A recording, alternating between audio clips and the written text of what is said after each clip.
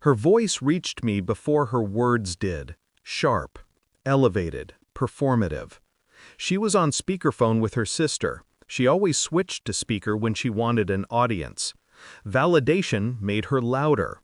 I was in the next room folding laundry, the kind of quiet task that makes you invisible to people who think you exist behind them, not beside them. Then I heard it. "He's lucky I even keep him around," she said. A laugh followed, hers first, her sister's echoing after. My hands paused mid-fold. The shirt slipped from my fingers. Not shock, more like recognition. A puzzle piece snapping into place. Her tone wasn't playful, it was declarative, like she was making a point she'd been holding in her mouth for months. I walked into the room slowly, deliberately. She didn't hear me at first, too engrossed in her performance, smiling at her reflection in the black TV screen as if it were another audience member. When she finally noticed me, her expression froze for half a second. But she recovered. She always recovered. I walked over, leaned down, kissed her forehead gently. Then I whispered the line that had already formed the moment she said mine. "Your luck just ran out." I didn't raise my voice. I didn't show anger. I didn't give her the reaction she wanted. Her sister asked what that meant. She didn't answer. But I already knew. Tuesday was coming. And Tuesday had teeth. Her comment didn't come from nowhere. It came from months of erosion, little remarks that scratched more than they stung. "You wouldn't survive without me. I could do better, you know. My friends say I'm too patient with you. I'm the one who makes this relationship look good." It was always framed as a joke, a tease, a throwaway. But jokes have roots, and roots reveal what someone's been watering in the dark. I had been ignoring signs, choosing peace over confrontation, choosing silence because silence felt safer than unraveling something I wasn't ready to admit was dying. But betrayal doesn't always come in bed. Sometimes it comes in tone, in entitlement, in the way someone speaks about you when they think you're too far away to be human.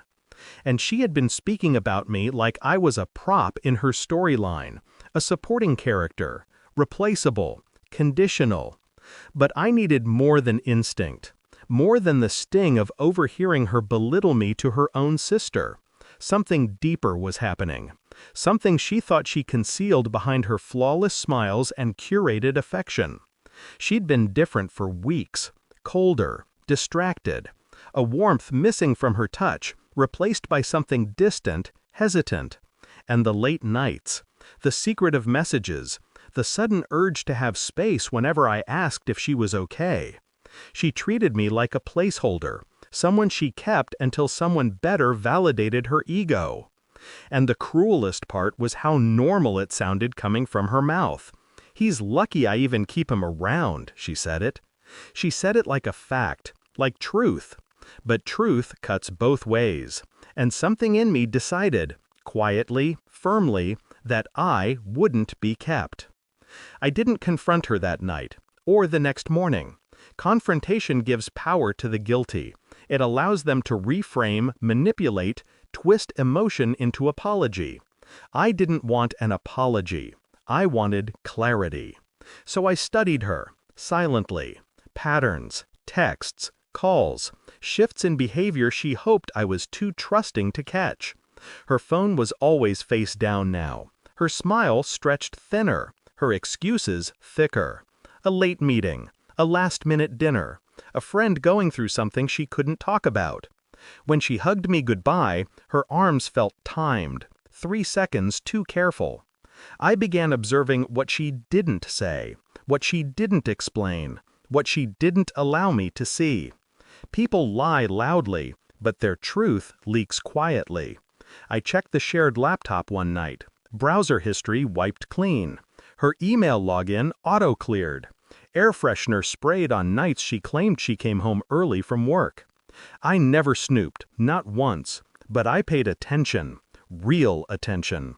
And attention is dangerous for people who think their charm hides everything. The final thread came from something small, an automatically backed up folder on her cloud drive containing screenshots meant for someone else. A conversation with a man she labeled as coworker. Except coworkers don't send late-night selfies. Coworkers don't call someone baby girl. Coworkers don't make weekend plans behind muted notifications. I didn't feel anger when I found it, not even heartbreak. I felt alignment. Everything she'd been saying, doing, avoiding, they made sense now. Her belittling comment to her sister wasn't impulsive, it was foundational. Part of the mindset she built to justify her new attachment. Degrade me, distance herself, rewrite the narrative so she could walk out without guilt. But she didn't get to walk out. I decided to walk first. And I didn't walk empty-handed. I collected every piece quietly, printed it, organized it, prepared it. Not for a fight, for a conclusion. Tuesday was already on the calendar, and so was the moving truck. When Tuesday arrived, I didn't announce anything. I acted as if it were any other morning. Coffee, silence, a calm she didn't deserve, but I maintained anyway. She came into the kitchen wearing that fake, soft smile she used whenever she sensed distance. "Are you okay?" she asked. I nodded. "I am now." The doorbell rang. She frowned. She wasn't expecting anyone.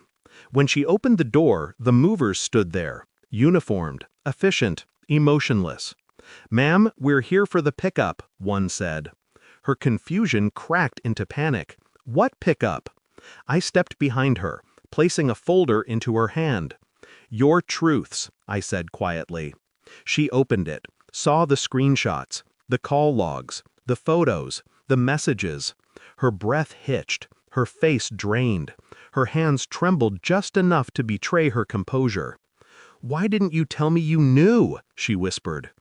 "Because I wanted to see how far you'd go," I replied. "And you went exactly as far as I expected." She reached for my arm. I stepped back.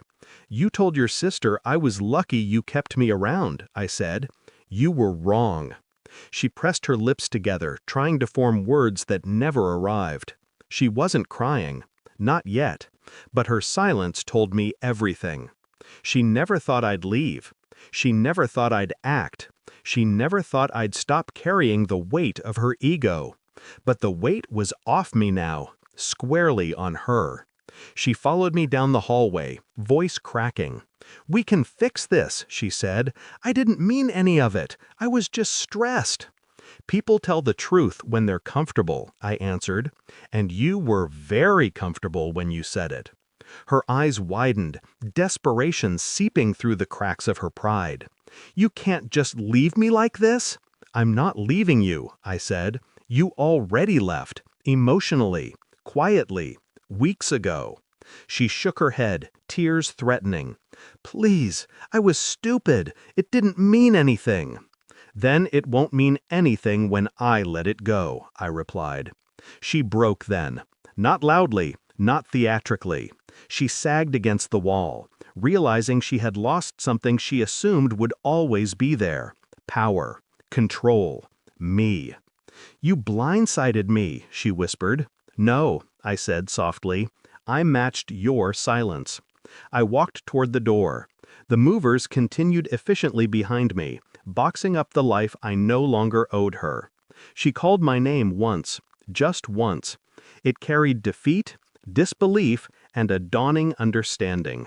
Actions have consequences. And she had finally met hers. The apartment looked different on my final walk-through. Lighter, cleaner, like the walls exhaled with me. She stood in the living room, eyes red, arms folded around herself as if that could hold the pieces together. I wasn't angry, not anymore. Anger implies attachment. All I felt was release. "You can't just erase everything," she said weakly. "I'm not erasing it," I answered. "I'm ending it." She took a slow step forward. "I didn't think you'd ever leave." "I know," I said. That was the problem. I didn't offer a goodbye. Goodbyes imply return. I simply stepped out, letting the door close behind me. Quiet, final, definitive. Walking down the hallway, I felt a strange peace. Not triumph, not revenge, just clarity. She thought I was lucky she kept me, but she was wrong from the beginning.